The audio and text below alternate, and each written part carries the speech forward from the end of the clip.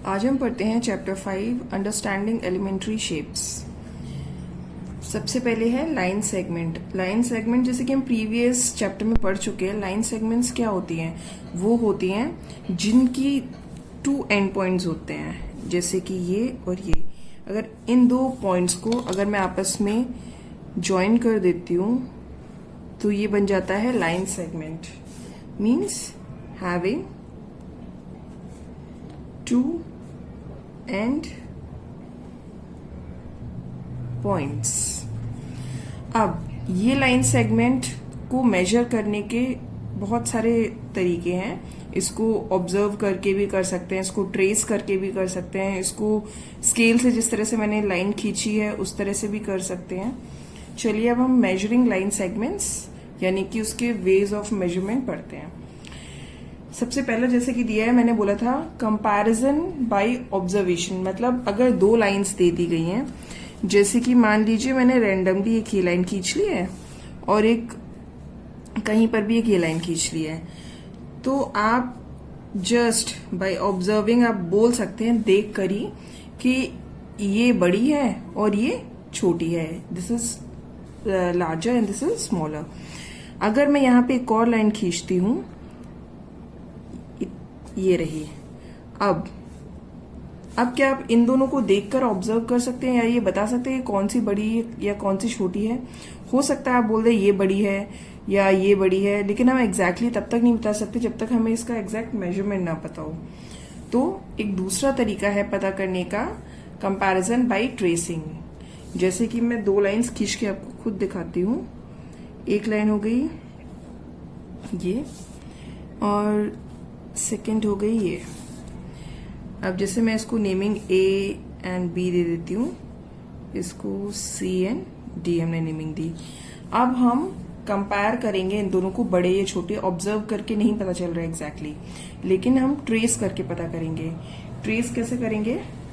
हम ट्रेसिंग करने के लिए ट्रेस पेपर का यूज करते हैं, पर अभी मेरे पास ट्रेसिंग पेपर तो है नहीं, पर ये A4 शीट है, हम इसी से थोड़ा आइडिया ले लेते हैं। अगर आप ध्यान से देखें तो आपको दिख रहा होगा ये वाली जो लाइन है, इसको मैं इस पे उतार लेती हूँ ट्रेसिंग पेपर पे। ये यहां से स्टार्ट है एंड यहाँ पे एंड है। अब देखिए ये जो बैक में है वो थोड़ा थोड़ा ऑब्जर्व हो रहा था, तो मैंने उसको ऊपर उतार लिया। अब मैं इसी को इस वाले के सेकेंड वाली लाइन के ऊपर रखूंगी, तो आप ध्यान से देखिए, आपको इधर शायद दिख रहा हो कि जो बैकग्राउंड में लाइन है वो यहां तक एक्सटेंडेड है और ये वाली यहां से खाली यहां तक है, यानी कि AB स्मॉलर हो गई कंपेयर टू CD। तो हम ट्रेसिंग के थ्रू भी पता कर सकते हैं कौन सी बड़ी है एंड कौन सी छोटी है, लेकिन उसका एग्जैक्ट साइज हम ट्रेसिंग पेपर से पता नहीं कर सकते हैं। उसके लिए हमें जरूरत है रूलर यानी कि स्केल की। अब हमें कंपेयर करना है स्केल से। जैसे कि मैं एक लाइन खींचती हूं, एक ये लाइन हो गई। अब इसको हम नेमिंग कर देते हैं A एंड B। इस लाइन को अब हमें देखना है ये कितनी बड़ी है, तो उसका 2 तरीके हैं। एक तो ये कि मैं स्केल ऐसे रखूं और उसको देखूं ऊपर से। अब इसमें भी क्या है, जैसे कि अगर ये जो मेरा स्केल है, अगर मैं इसको ऊपर से देखती हूं तो अलग रीडिंग आएगी, इस साइड से देखती हूं तो अलग रीडिंग आएगी, और अगर इस साइड से देखूंगी तो अलग रीडिंग आएगी। यानी कि जैसे कि यहाँ पे मैंने एक स्केल ड्रॉ किया है, आप इसको ध्यान से देखिए कि अगर मैं इसको इस पोजीशन से देखती हूँ एकदम स्ट्रेट ऊपर से, तो ये इसकी करेक्ट पोजीशन होगी, दिस इज करेक्ट। लेकिन अगर किसी ने इसको इधर से देखा, इस साइड से, या फिर किसी ने इसको इस साइड से देखा, तो these both are wrong positions. क्या हो गई ये? Wrong positions. तो इसीलिए हम खाली स्केल से देखकर भी एग्जैक्टली नहीं बता सकते कि ये सही हमने मेजर किया है कि गलत मेजर किया है। तो सबसे बेस्ट तरीका होता है, इसको कहते हैं divider.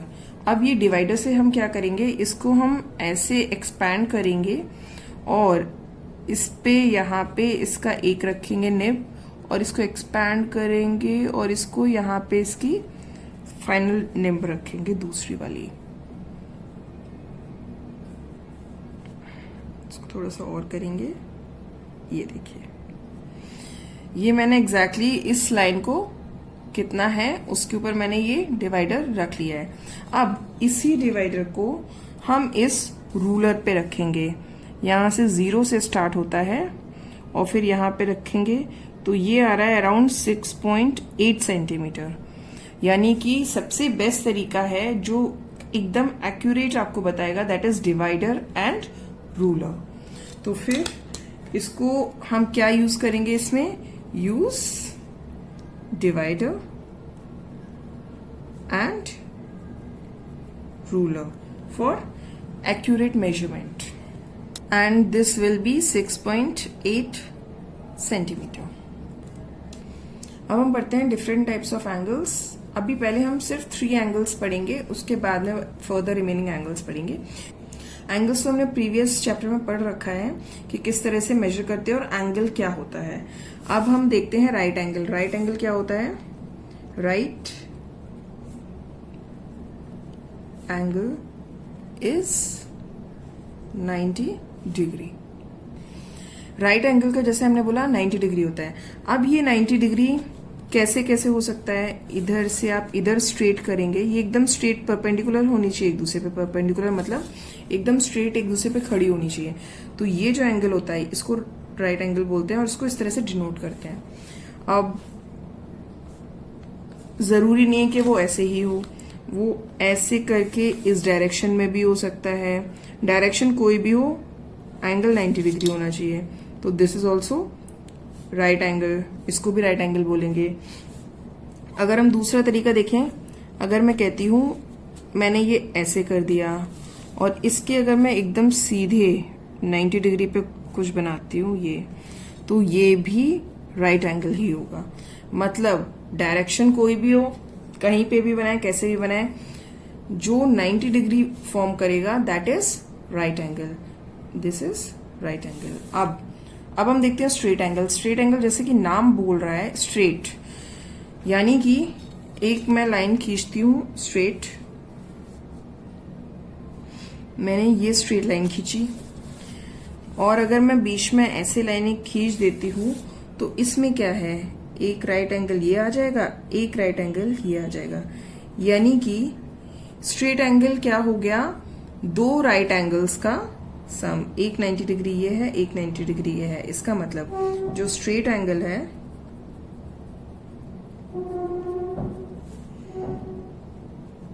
That is equal to 90 degree plus 90 degree, that is 180 degree.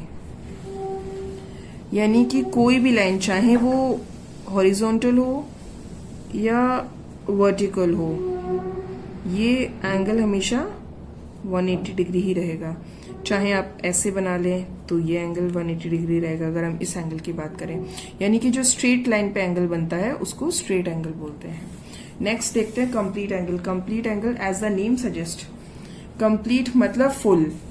यानी कि जैसे कि अभी हमने स्ट्रेट एंगल में बनाया था, स्ट्रेट एंगल में कैसे कहेंगे, ये स्ट्रेट एंगल है, लेकिन मैं अगर ये फुल इस एंगल की बात करूं, this is complete angle.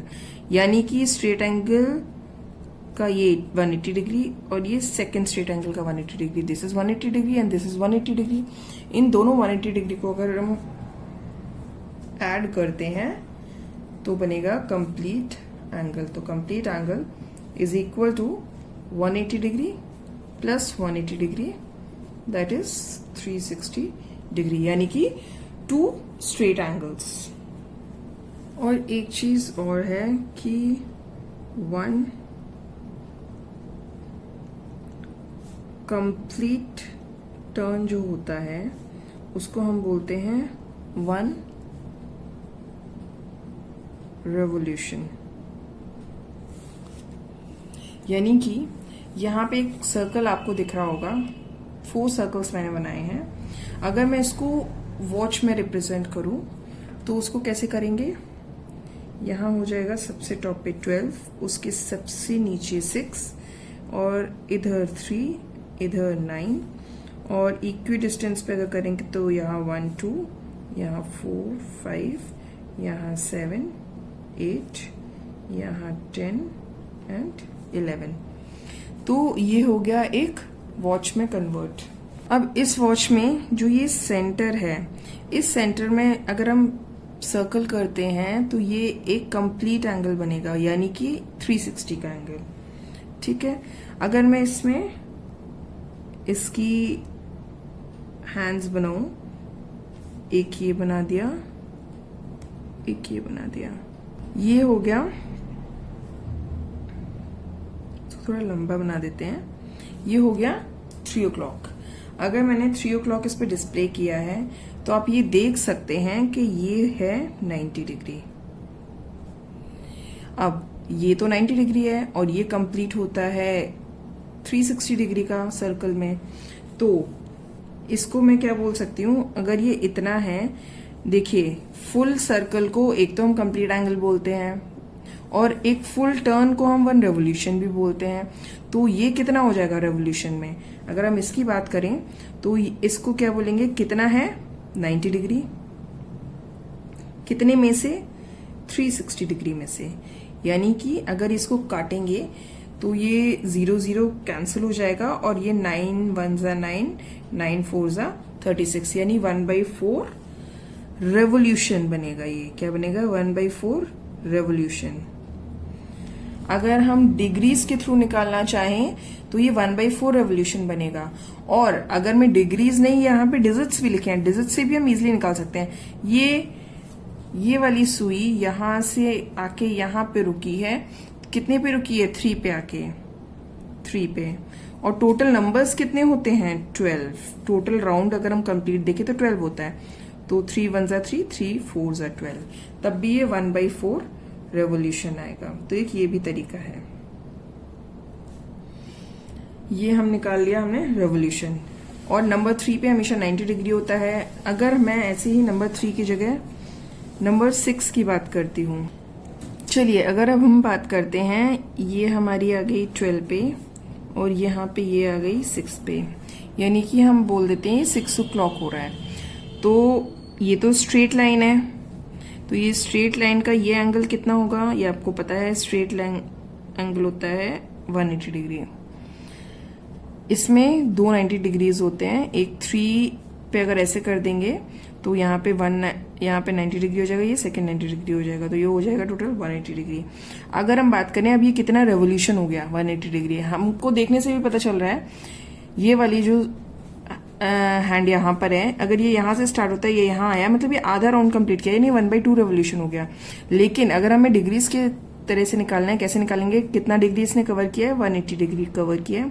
Total complete angle का डिग्री कितना होता है, 360 डिग्री होता है। तो अगर इसको यहाँ से यहाँ कैंसिल करेंगे तो 18 2 जा 36, तो ये 1/2 रेवोल्यूशन आ जाता है इसका।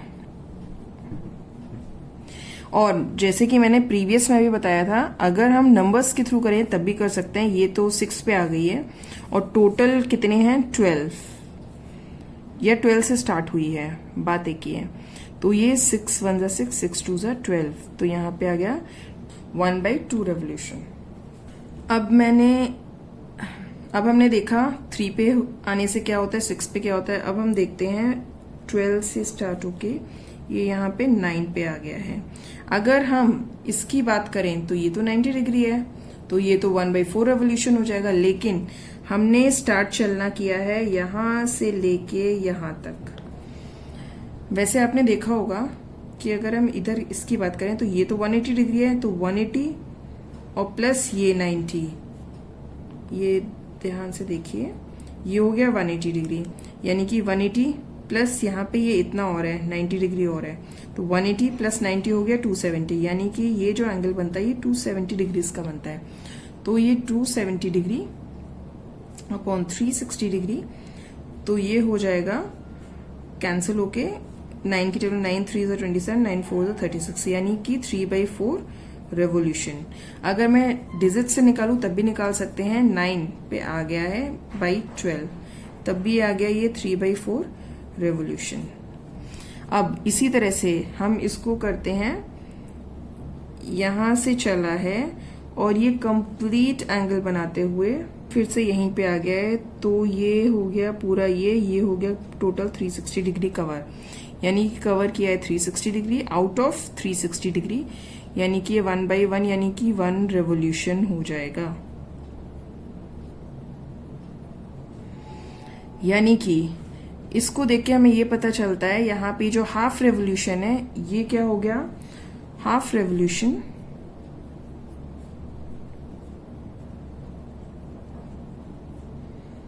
is equal to 1 by 2 of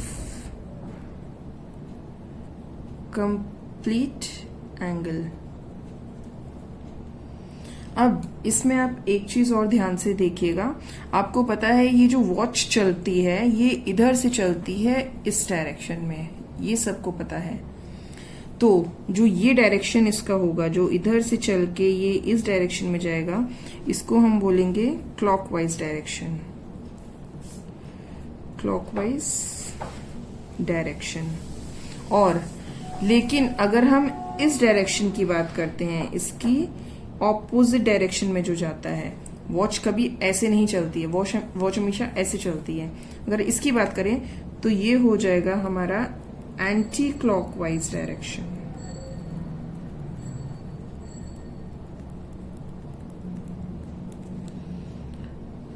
और एक चीज और है, इस डायरेक्शन को आपको पता है ऊपर नॉर्थ साइड होता है, इधर साउथ होता है, इस साइड ईस्ट होता है एंड इधर वेस्ट होता है। ये नॉर्मल डायरेक्शन है, इसका कोई इससे लेना देना नहीं है, ये बस हम इसलिए बता रहे हैं क्योंकि अभी फर्दर हम एक्सरसाइज जब करेंगे तब ये नॉर्थ साउथ ईस्ट वेस्ट बहुत यूज होगा।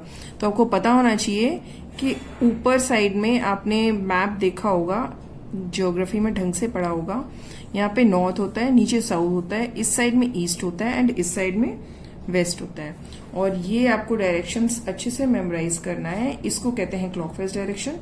और जो इसके ऑपोजिट चलता है ऐसे, उसको कहते हैं एंटी क्लॉकवाइज डायरेक्शन।